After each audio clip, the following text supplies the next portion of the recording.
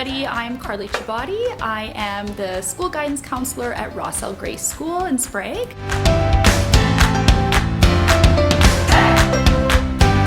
So the healthcare field, right, with Southern Health, anything from doctors, nursing, there's also education, right, teachers, an educational assistant position, there is accounting, pharmacy, veterinarian, and then also if you're, more of the creative side, you can do broadcasting and journalism. So I guess the first step to applying to university is thinking about what's important to you in a school. Do you want the smaller school feel? Are you going more of the hands-on route? And then once you've decided on a university, then just going to go on the website, review the admissions and see what's required. You have to also determine, are you going to be a full-time student? Are you going to be, part-time student? And just kind of know that there's flexibility in post-secondary as well. Checking in with academic advisors. They are there to help you in creating a timetable, course selection. My name is Nicole Vinet and I am working at Borderland School Division. I was a classroom teacher for 21 years and then I went back to school and got my special ed and I worked in resource a little bit, and then it just kind of led me down a further path to doing more with math. And so then now I applied for a position and that I've been working in for the last 8 years that is a numeracy coach. So what I really do is I support teachers with teaching math. My name is Stephanie Rozsa. I am the site lead for the Vitan District Health Centre.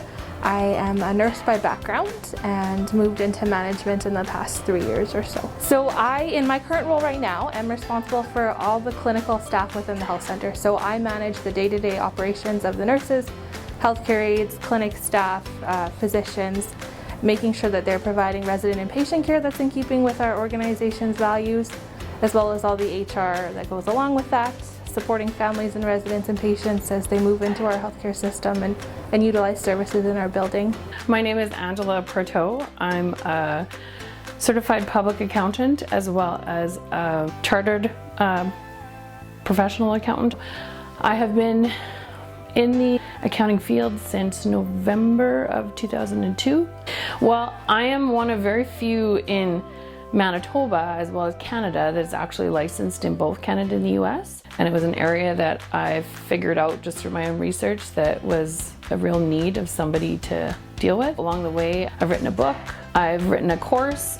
So in university, my Bachelor of Education degree is what I needed. At that point it was a 4-year degree, so I specialized in early childhood education and also the reading recovery. It's an intensive training that you do for 3 years to work with students. I completed my Bachelor of Nursing degree from the University of Manitoba. And then when I moved into the management side of things, I also went back to the Red River Community College and I completed their health leadership and management program. So out of high school, I went to the University of Manitoba and I took my degree in major in accounting. So I have a Bachelor of Commerce honors degree. So from there, I went into the Chartered Accountants program. And it's a 4-year program. As a designated professional, we have a certain number of hours that we have to maintain in our practice development field. I think that a lot of people think you have to be really outgoing to be in, and I don't think you necessarily need to be. I think the biggest thing is that you need to be a learner. Being flexible is another piece, because one of the great things about this job is that you're never going to have a year that's the same as the year before, right? I think you have to be willing to work hard, but at the same time the career is very rewarding.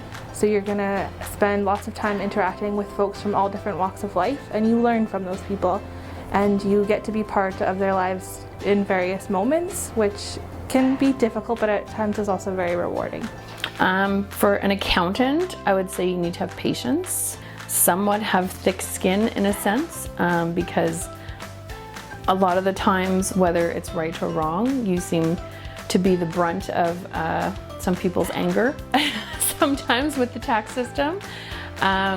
Somebody who's eager to learn, who's open to learning new things and helping people who like math. That's always a bonus.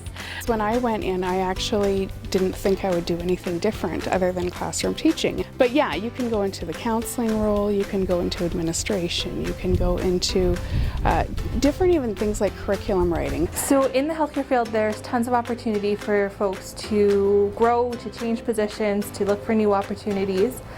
As a nurse, tons of opportunity. Obviously, moving into the management side of things, there is opportunities everywhere in healthcare, especially post-COVID. It just depends on what you're interested in doing.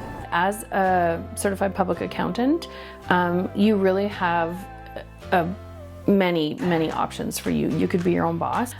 You can be just a regular employee if you want. You can become a partner. You can become an owner of an accounting firm, a small business, any kind of business that you want. So, I mean, it sounds cliche, but it really is, sky's the limit depending on what you want to do. Well, if you want to get into accounting, you kind of have to have an idea of what you might want to do in your high school years. So you can start taking those courses to ensure you have that prerequisite prior to graduating. You don't have to make the decision that you're going to do that career right as soon as you graduate, but you have the option. I think that as a high school student, something that I regret not doing was getting out and volunteering more. I think if I would have looked into job shadowing or volunteering or those types of things, it would have better prepared me for post-secondary education and also for joining the workforce. So we, as a health center inviter, are always looking for volunteers to come in and help out. So it could be just as simple as sitting down with our elderly folks and spending some time with them. We have activity programs, so music therapy, those types of things for students maybe that have some of those aptitudes. There's opportunities to get your foot in the door as a volunteer for sure. I get to be close to home, which to me was very important when I was looking for a job. With technology nowadays, you don't really have to be in the same province or the same country. I'm able to be involved more in my family life. I'm not a city person at heart, so I love the country. So all of the things that we like to do, we can do. You know, we have the space. We're not crowded with people. I think the biggest perk is the satisfaction of knowing that you're making a difference.